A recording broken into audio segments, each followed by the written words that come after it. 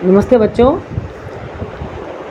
मैंने आपको भी मौलिक अधिकार बताए हैं। 6 मौलिक अधिकारों के बारे में बताया है। जो छठा अधिकार बताया मैंने आपको, वो बताया मैंने संवैधानिक उपचारों का अधिकार। तो ये जो संवैधानिक उपचारों का अधिकार है, ये हमारे मौलिक अधिकारों की रक्षा करता है। क्या करता है? हमारे मौलिक अधिकारों की रक्षा करता है। किस तरीके से रक्षा करता है, ये मैं आगे आपको इसके डिटेल में बताऊँगी। रिट प्रकाश एवं क्षेत्र, यानी कि रिट प्रकार एवं क्षेत्र, अर्थात उच्चतम न्यायालय अनुच्छेद 32, मैंने बताया ना अनुच्छेद 32 में सब व्यवस्था कर रखी है। तो उच्चतम न्यायालय अनुच्छेद 32 के तहत एवं उच्च न्यायालय अनुच्छेद 226 के तहत रिट जारी कर सकता है। रिट जारी में कैसे होता है? बंदी प्रत्यक्षीकरण, नंबर 2 परमादेश, और 3 प्रतिषेध, और चौथा उत्प्रेषण एवं अधिपरीक्षा लेख।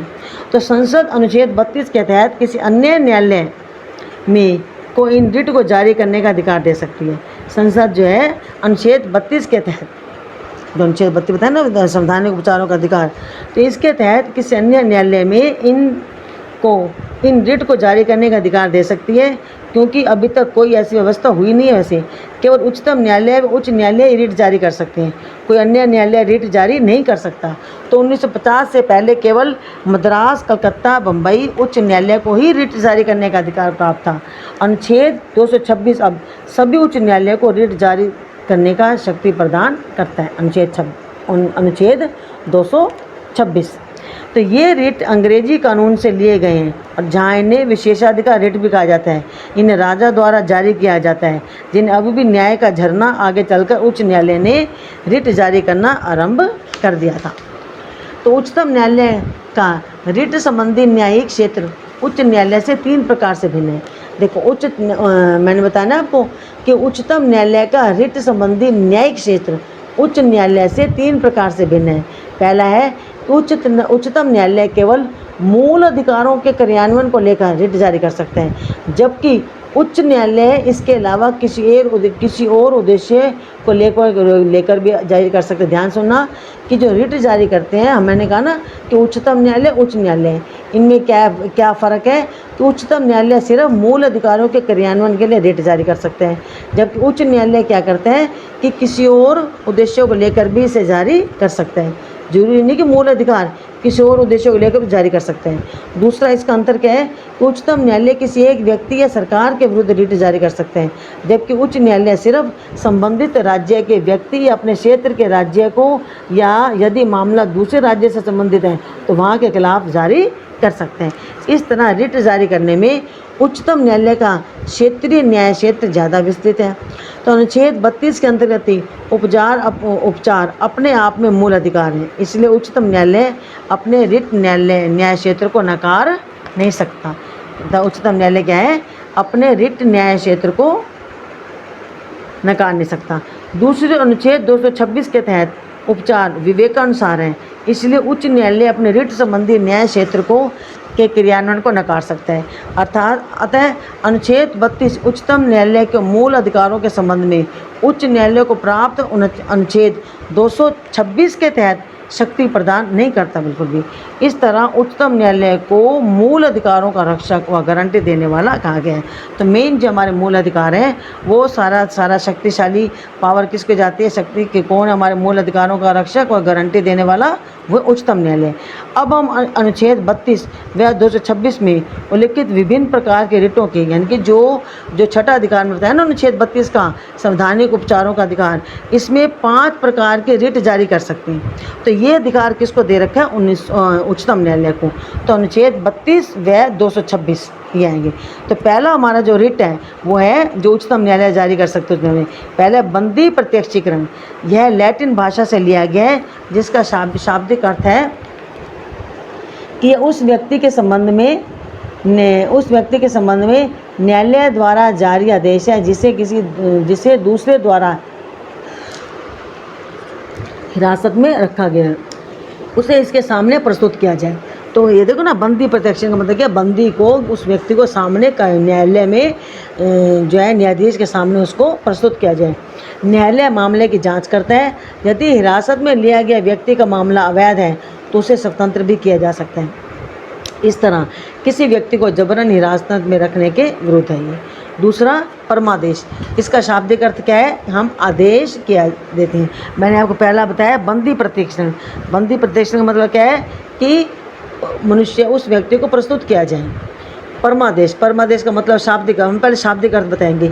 इसका शाब्दिक अर्थ क्या है, हम आदेश देते हैं। हम आदेश देते हैं मतलब न्यायालय आदेश देता है। क्या आदेश देता है कि यह एक नियंत्रण है जिसे न्यायालय द्वारा सार्वजनिक अधिकारियों को जारी किया जाता है ताकि उनसे उनके कार्यों व उनसे नकारने के संबंध में पूछा जा सके। आदेश दिया जाता है ना न्यायालय द्वारा कि सार्वजनिक अधिकारियों को, कि ताकि उनके कार्य करने और उनके ना करने के संबंध में पूछा जाए। इसे किसी भी सार्वजनिक इकाई, निगम, अधीनस्थ न्यायालयों या सरकार के खिलाफ समान उद्देश्य के लिए भी जारी किया जा सकता है परमादेश। अब तीसरा इसमें है प्रतिषेध। प्रतिषेध का हम सबसे पहले उनका शाब्दिक अर्थ बताएंगे। तो प्रतिषेध का शाब्दिक अर्थ क्या है, रोकना किसी काम को।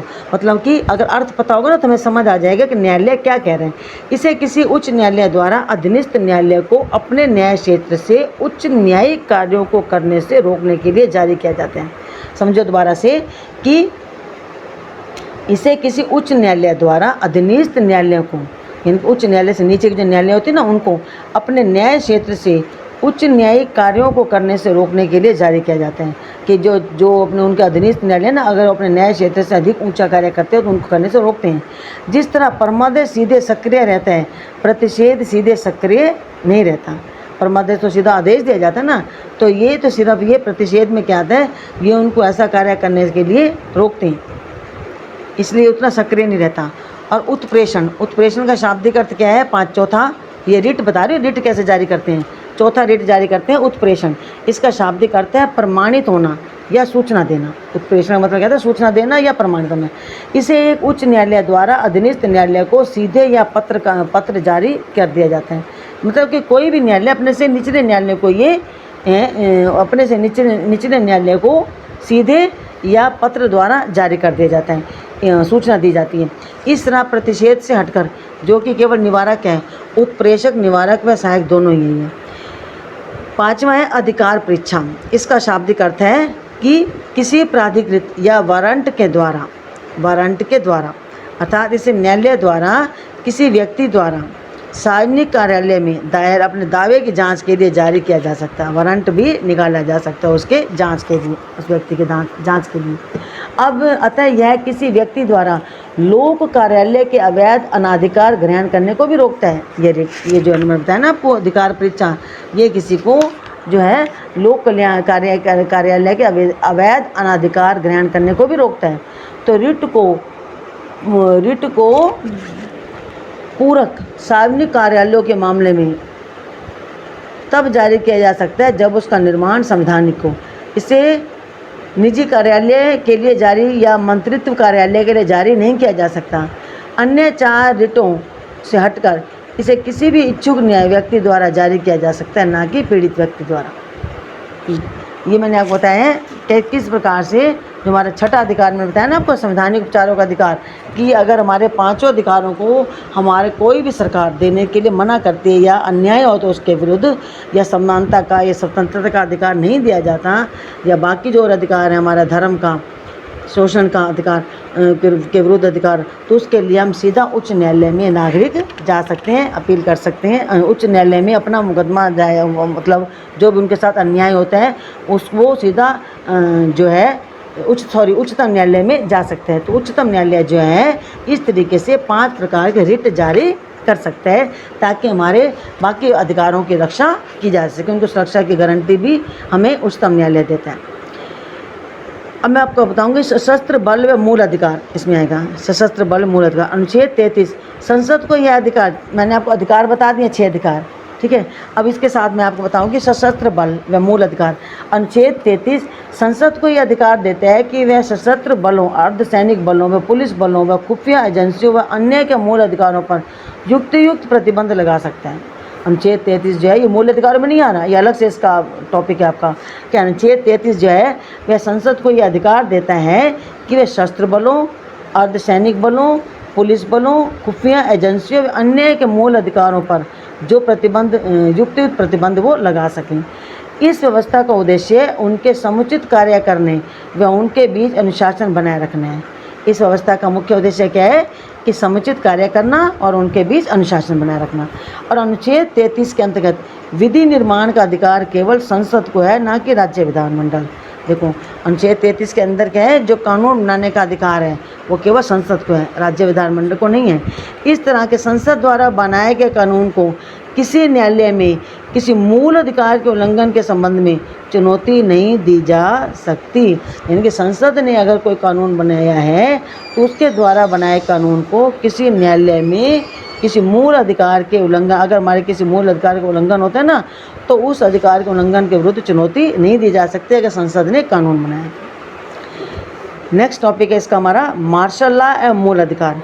मार्शल लॉ क्या है? अनुच्छेद 34 मूल अधिकारों पर तब प्रतिबंध लगाता है जब भारत में कहीं भी मार्शल लॉ लागू हो। मूल अधिकारों जो अनुच्छेद 34 है ना, ये मूल अधिकारों पर तब प्रतिबंध लगाता है जब भारत में कहीं भी मार्शल लागू हो। यह संसद को इस बात की शक्ति देता है कि किसी भी सरकारी कर्मचारी को या अन्य व्यक्ति को उसके द्वारा किए जाने वाले कार्य की व्यवस्था को बरकरार रखे या पुनर्निर्मित करें। अनुच्छेद 34 जो है वो संसद को इस बात की शक्ति देता है कि वह संसद जो है किसी भी सरकारी कर्मचारी को या अन्य व्यक्ति को उनके द्वारा किए जाने वाले कार्य की व्यवस्था को बरकरार रखे या पुनर्निर्मित करे। ये सब शक्ति किसको दी गई है? संसद को दी गई है।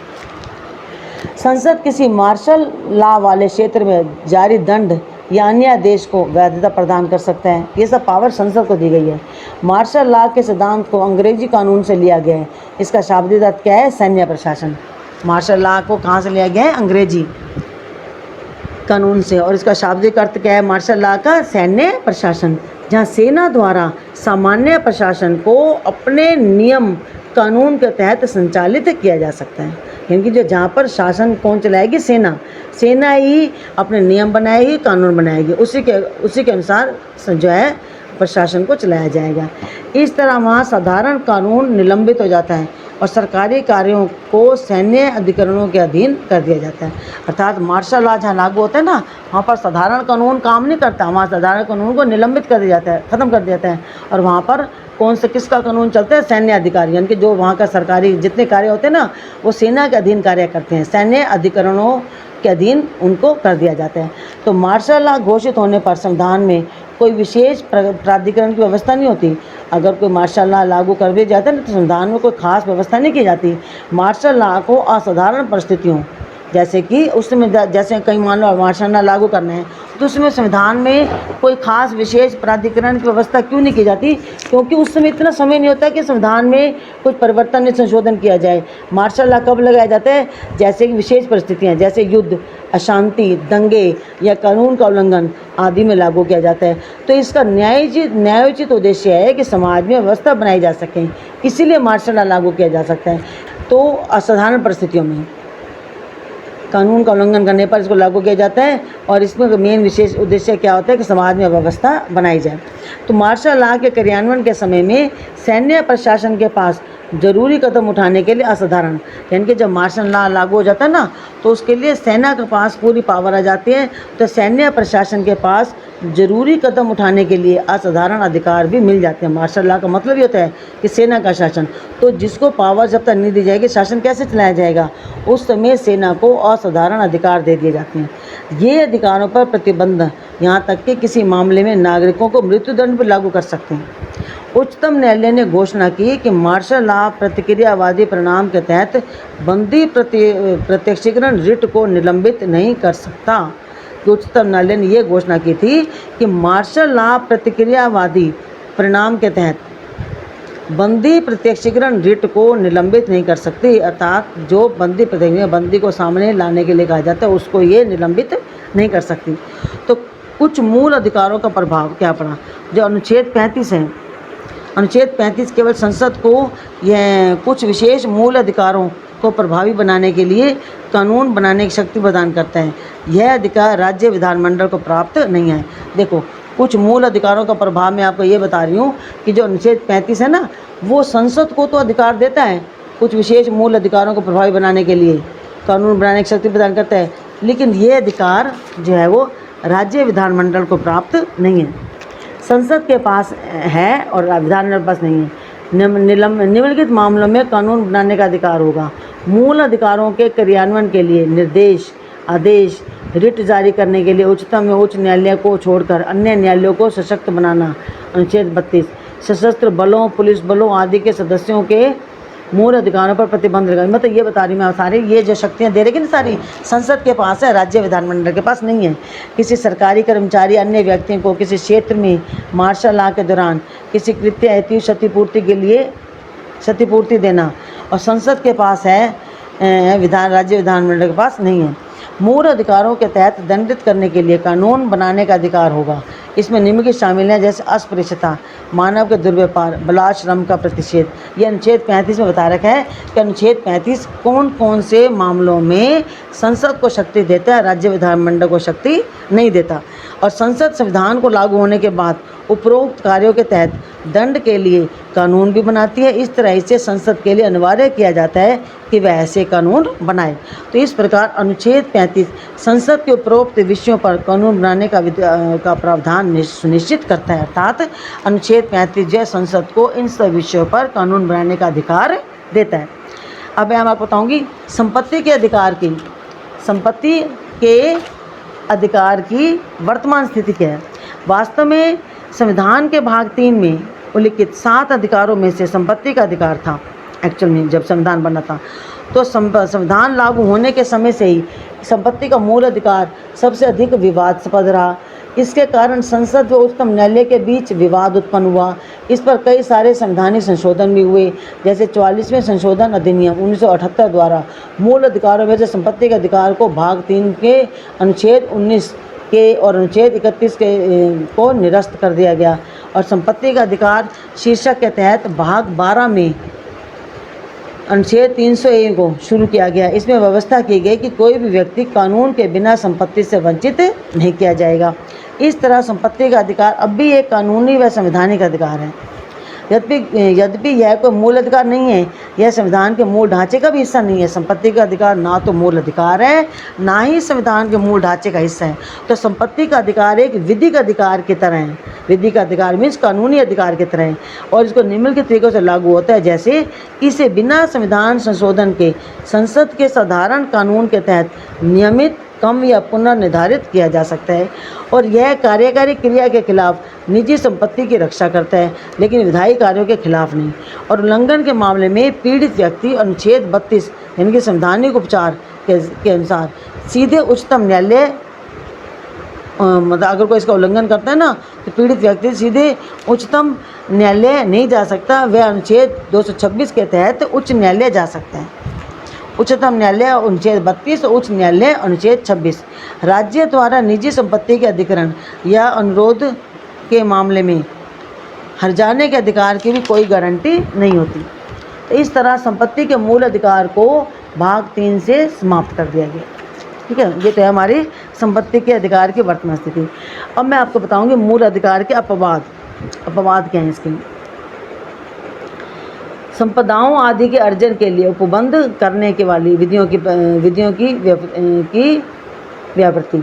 अनुच्छेद 31 का विधियों की 5 श्रेणियों के प्रदान करते हैं कि इन्हें अनुच्छेद 14 व अनुच्छेद 19 द्वारा प्रदत्त मूल अधिकारों के उल्लंघन के आधार पर चुनौती या अवैध नहीं ठहराया जा सकता। अनुच्छेद 31 के राज्य को न्यायिक समीक्षा से उन्मुक्ति प्रदान नहीं करता जब इसे राष्ट्रपति के विचारार्थ आरक्षित रखा गया हो। ठीक है, और कुछ अधिनियमों व विनियमों का भी विधि मान्यकरण किया गया। अनुच्छेद 9वीं अनुसूची में भी सम्मिलित किसी भी विधि को सभी मूल अधिकारों से उन्मुक्ति प्रदान करता है, फिर चाहे वह विधि अनुच्छेद 31 का में उल्लेखित 5 श्रेणियों में से किसी एक के अंतर्गत हो या ना हो। इस तरीके से कुछ अपवाद हैं इनके, और कुछ निर्देशक तत्वों को प्रभावित करने वाली विधियों के भी व्यावृत्ति कर रखे इसमें। और कोई भी विधि जो यह घोषणा करे कि यह ऐसे नीति को प्रभावित करने के हेतु है तो उसे किसी भी न्यायालय में इस आधार पर चुनौती दी जा सकती है कि यह ऐसी नीति को प्रभावित नहीं करता। देखो, कोई भी कानून जिसमें अनुच्छेद 39 में समाजवादी निर्देशक सिद्धांतों को लागू करने की मांग की गई है और अनुच्छेद 14 या अनुच्छेद 19 द्वारा प्रदत्त मौलिक अधिकारों के उल्लंघन के आधार पर उसको अमान्य घोषित नहीं होगा। तो ये इसके कुछ अपवाद हैं। अब मैं आपको नेक्स्ट टॉपिक बता रही हूँ, मूल अधिकारों की आलोचना। जो मूल अधिकार दिए गए हैं, ठीक है, जो 6 अधिकार बताए मैंने आपको, इसकी आलोचना है। इसकी आलोचना में संविधान के भाग 3 में वर्णित मूल अधिकारों की व्यापक और निश्चित आलोचना ही है। इसकी आलोचना में सबसे पहला पॉइंट क्या है इसका? व्यापक सीमाएं, अर्थात ये जो अधिकार हैं ये असंख्य अपवादों, प्रतिबंधों, गुणों, व्याख्याओं के विषय हैं। इस तरह आलोचकों ने इस बात का उल्लेख किया है कि एक तरफ तो संविधान मूल अधिकार प्रदान करता है और दूसरी तरफ इसे छीन लेता है। ध्यान सुनना सब बच्चे, आलोचना बहुत महत्वपूर्ण है कि व्यापक सीमाएं, व्यापक सीमाओं में क्या दे रखा है कि कुछ आलोचकों ने ये कहा है कि एक तरफ तो संविधान मूल अधिकार प्रदान करता है और दूसरी तरफ इसे छीन लेता है। अब देखो छीनता कब है? जब देश में कोई आपातकालीन की स्थिति आती है, उस समय हमारे मौलिक अधिकार जो हैं वो अर्थहीन हो जाते हैं, उनको कोई महत्व, क्योंकि उससे मौलिक अधिकार जो हैं वो लागू नहीं हो सकते। तो ये आलोचना की व्यापक सीमाएं लगा रखें। दूसरा है कोई सामाजिक या आर्थिक अधिकार नहीं है। अब देखो ये सबसे बड़ी आलोचना है कि यह सूची व्यापक नहीं है, अर्थात इसमें मुख्यतः राजनीतिक अधिकारों का उल्लेख है, मौलिक अधिकारों, और यह सही है कि मौलिक अधिकारों में राजनीतिक अधिकारों का तो उल्लेख है, इसमें महत्वपूर्ण सामाजिक व आर्थिक अधिकारों की व्यवस्था नहीं है, जैसे सामाजिक सुरक्षा का अधिकार, काम का अधिकार, रोजगार का अधिकार, विश्राम व सुविधा का अधिकार आदि। ये अधिकार उन्नत लोकतांत्रिक देशों के नागरिकों को प्राप्त हैं। समाजवादी संविधानों जैसे रूस व चीन में ऐसे अधिकारों की व्यवस्था है, भारत जैसे देश में ऐसे अधिकारों की व्यवस्था नहीं है। तो इसका मतलब क्या है कि सबसे बड़ी आलोचना है ये कोई सामाजिक आर्थिक अधिकार नहीं है। तीसरी इसकी आलोचना में आलोचकों ने ये कहा है कि स्पष्टता का अभाव, कि इनकी व्याख्या अस्पष्ट, धुंधली व अनिश्चित है। क्यों? क्योंकि कोई अभिव्यक्ति या शब्द जैसे लोक व्यवस्था, अल्पसंख्यक, उचित प्रतिबंध, सार्वजनिक हित आदि सही व्याख्या नहीं है। इनको समझाने के लिए जिस भाषा का प्रयोग किया गया है वह आम आदमी के समझने के लिए काफ़ी जटिल है। और यह भी आरोप लगाया जाता है कि संविधान को वकीलों द्वारा वकीलों के लिए बनाया गया है। ठीक है, संविधान को वकीलों द्वारा वकीलों के लिए बनाया गया है। सर आइवर जेनिंग्स ने संविधान को वकीलों के लिए स्वर की संज्ञा भी दी गई है कि इनकी भाषा वकील ही समझ सकते हैं, इसलिए इनकी भाषा में स्पष्टता का अभाव है। और चौथी आलोचना क्या है इसकी? स्थायित्व का अभाव, कि ये उल्लंघनीय व अपरिवर्तनीय नहीं है, जैसा कि संसद इसमें कटौती कर सकती है।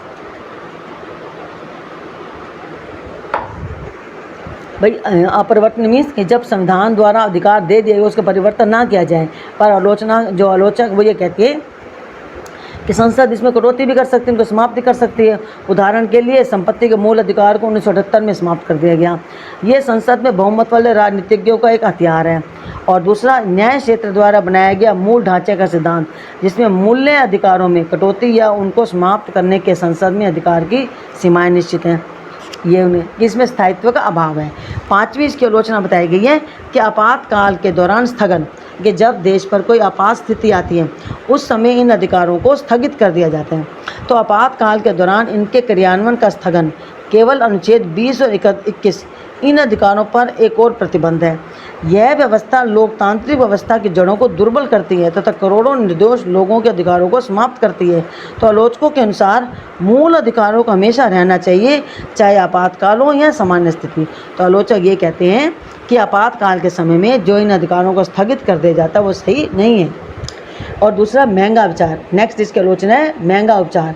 न्यायालय को इन अधिकारों की रक्षा व विधानमंडल कार्यपालिका द्वारा इस पर हस्तक्षेप के विरुद्ध जिम्मेदार बनाया गया है, लेकिन न्यायिक प्रक्रिया आम आदमी के लिए काफ़ी खर्चीली है।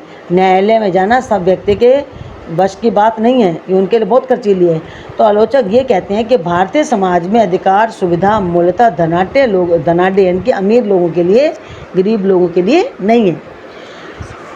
नेक्स्ट इसकी आलोचना बताएगी आलोचकों ने निवारक निरोध। निवारक निरोध में आलोचकों का मत क्या है कि निवारक निरोध का उपबंध अनुच्छेद 22 मूल अधिकारों के मुख्य भावना से इसे दूर करता है। यह राज्यों को मनमानी शक्ति प्रदान करता है। अनुच्छेद 22 व्यक्तिगत स्वतंत्रता को नकारती है। यह इस आलोचना को न्यायिक ठहराती है कि भारत का संविधान व्यक्तिगत अधिकारों की तुलना में राज्य के अधिकारों को ज़्यादा व्यवस्था करता है। किसी भी लोकतांत्रिक देश में निवारक निरोध को भारत की तरह संविधान का आंतरिक भाग नहीं बनाया गया। किसी भी लोकतांत्रिक देश में निवारक निरोध को भारत की तरह संविधान का आंतरिक भाग नहीं बनाया गया। तो ये नेक्स्ट इसकी आलोचना है प्रतिमान दर्शन। प्रतिमान दर्शन का मतलब क्या है कि कुछ आलोचकों के अनुसार मूल अधिकारों पर किसी दार्शनिक सिद्धांत की उपज है, मूल अधिकारों पर किसी दार्शनिक सिद्धांत की उपज नहीं है। सर आइवर जेनिंग्स ने कहा है कि मूल अधिकारों को किसी प्रतिमान दर्शन के अधिकार पर घोषित नहीं किया जा सकता। ये प्रतिमान दर्शन नहीं है। आलोचक ये कहते हैं कि ये उच्चतम न्यायालय या उच्च न्यायालयों के लिए मूल अधिकारों की व्याख्या में कठिनाई उत्पन्न करते हैं। ठीक है, तो ये मैंने आपको बताया। इसकी आलोचना में मैंने आपको जो पॉइंट्स बताए हैं, पहला बताया है व्यापक सीमाएं, दूसरा बताया है कोई सामाजिक और आर्थिक अधिकार नहीं, तीसरा इसकी आलोचना बताइए स्पष्टता का अभाव, चौथी इसकी आलोचना बताइए स्थायित्व का अभाव, और पांचवा आपातकाल के दौरान स्थगन करना सही नहीं है, ये बताइए। और छठे बताइए मैंने आलोचना महंगा उपचार, यानी कि आम व्यक्ति के बस का नहीं है न्यायालय में जाना अपने अधिकारों की रक्षा करने के लिए। और सातवां बताइए आलोचना निवारक निरोध, और आठवां प्रतिमान दर्शनवादी। अब मैं आपको बताऊंगी कि इतना सब होने के बाद भी इन मौलिक अधिकारों का अपने आप में बहुत ही महत्व है। क्यों? क्योंकि इन आलोचनाओं के बावजूद निम्नलिखित मामलों में मूल अधिकार महत्वपूर्ण है। कैसे महत्वपूर्ण है? कि देश में लोकतांत्रिक व्यवस्था को स्थापित करते मूल अधिकार, और ये व्यक्ति की भौतिक व नैतिक सुरक्षा की आवश्यक स्थिति उत्पन्न करते हैं। ये व्यक्तिगत स्वतंत्रता के रक्षक हैं। ये देश में विधि के शासन की स्थापना करते हैं, कानून के शासन की, और ये अल्पसंख्यक व समाज के कमज़ोर वर्गों के हितों की भी रक्षा करते हैं। और ये भारतीय राज्य के धर्मनिरपेक्ष छवि को बल प्रदान करते हैं। ये सरकार के शासन की पूर्णता नियंत्रण करते हैं, और ये सामाजिक समानता व सामाजिक न्याय की आधारशिला रखते हैं। ये सारे महत्व बता रही मैं आपको कि आलोचना होने के बावजूद भी देखो कमियां होती हैं, लेकिन कमियों के बावजूद भी इसका महत्व अपने आप में बहुत महत्वपूर्ण है, क्योंकि इसने बहुत कुछ हमारे भारत देश को दिया संविधान के मौलिक अधिकारों ने। तो ये व्यक्तिगत सम्मान को बनाए रखना भी सुनिश्चित करते हैं, और ये लोगों को राजनीतिक या प्रशासनिक प्रणाली में भाग लेने का भी अवसर प्रदान करते हैं मौलिक अधिकार।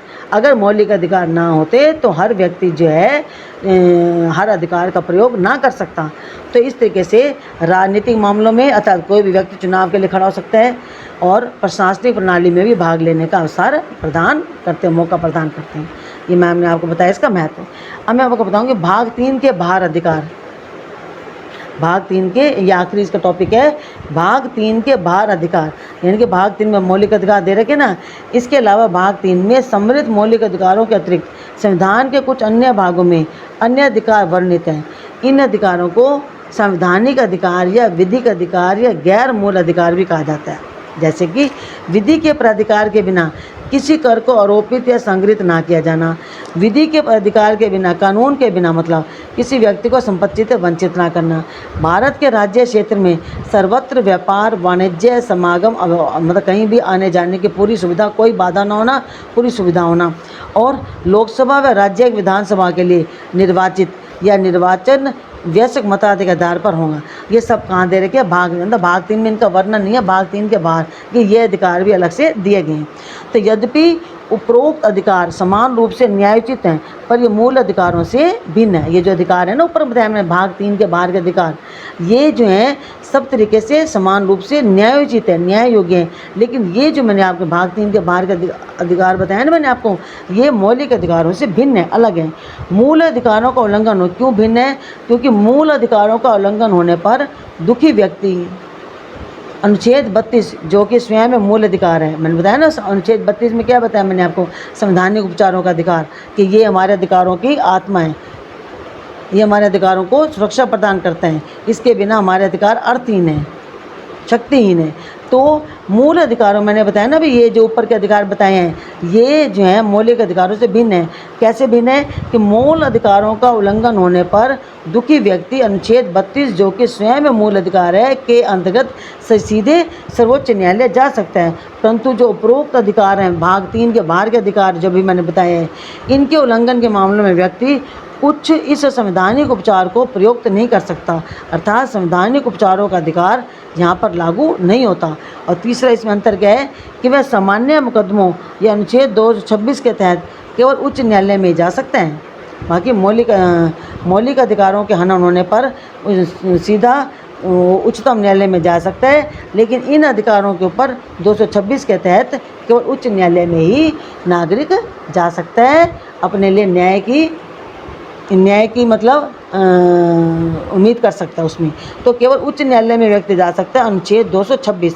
तो जो हमारे मौलिक अधिकार है, मैंने बताया ना, अनुच्छेद 32 और अनुच्छेद 26। अनुच्छेद 32 के अनुसार तो सीधा उच्चतम न्यायालय में जाया जा सकता है, और अनुच्छेद 226 के तहत नागरिक जो है सीधा उच्च न्यायालय में जा सकते हैं। ठीक है बच्चा, तो ये मैंने आपको बताया सारा हमारे संविधान द्वारा दिए गए मौलिक अधिकार कौन कौन से हैं, इनका उद्देश्य बताया मैंने आपको, और इनके महत्व बताया है, आलोचना के बारे में बताया है, सारा मैंने आपको पूरा जो है विस्तार पूर्वक इस चैप्टर को मैंने आपको समझाया है इस वीडियो में।